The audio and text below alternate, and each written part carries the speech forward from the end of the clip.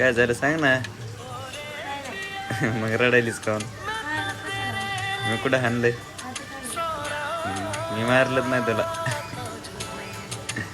रडू नको ना मग. कधी हाणलंय? काय पण बोला ना. काय पण बोलत. आंबे खायला लागलीस खोकला लागन. हा किती खायला लागलीस? झाले ना 7-8.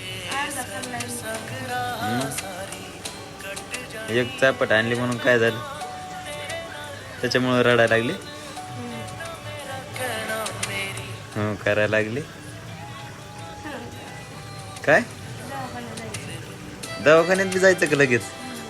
लगेच दुखणंच आलं. बापरे म्हणून फायदा नाही तुला आहे का नाही? हो